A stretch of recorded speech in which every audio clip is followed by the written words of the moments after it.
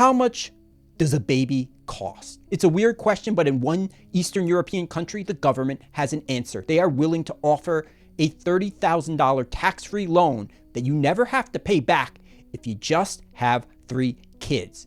And they are willing to give you a lifetime exemption on income tax if you are willing to have 4 kids. This isn't a sci-fi movie, this is Hungary. For the last decade, Hungary has been running one of the most expensive and controversial social experiments on the planet. Its nationalist leader, Viktor Orbán, is locked in a demographic war against what he calls the Great Replacement. And his weapon of choice is money. He is betting his country's entire future on a single radical question. Can you pay a nation to have more babies?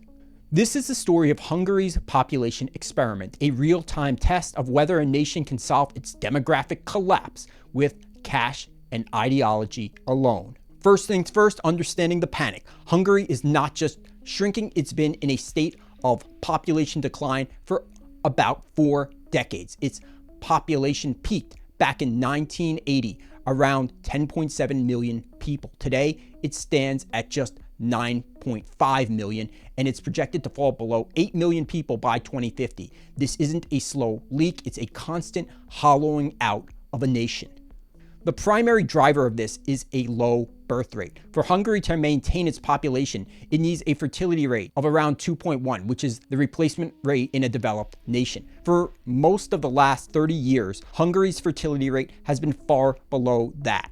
Compounding the problem even more is a steady brain drain, and that has been going on with much of Eastern Europe. Since joining the EU in 2004, hundreds of thousands of Hungarians, particularly the young and educated, have left for higher wages and better opportunities in Western Europe and other nations. It is estimated that more than 700,000 Hungarians have emigrated to other EU countries over the past 2 decades, a massive loss for a country its size.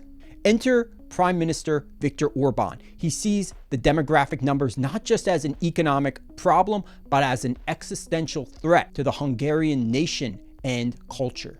His solution is 2-pronged: zero immigration and a fire hose of money aimed directly at convincing ethnic Hungarian women to have more children. In 2019, he stated his goal bluntly: we want Hungarian children. Migration for us is surrender. So the government launched a litany of policies that are among the most aggressive pro-family policy incentives in the world. The centerpiece of this program is called CSOK Plus. Under this expanded program, married couples can get an interest-free loan up to 15 million forints, about $40,000, for 1 child, which can grow up to $135,000 for 3 children, with portions of the loan being forgiven with each child born.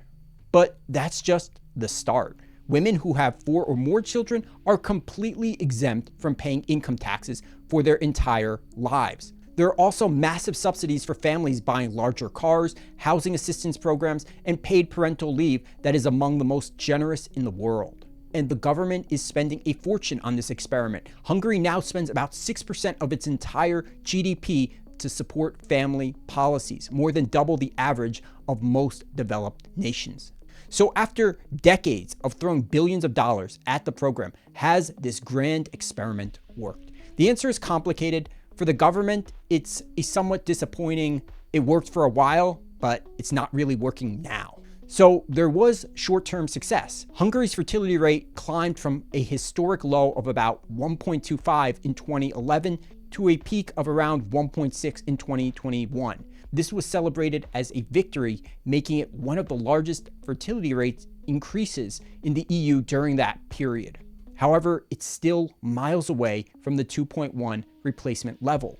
The policies did also trigger a marriage boom because most of the loans and benefits are tied to being married. Hungary's marriage rate doubled between 2010 and 2020, becoming the highest in the entire European Union. But now here's the problem. These encouraging signs are stalling and even reversing. After peaking in 2021, the fertility rate has started to fall again, dropping to 1.49 in 2024.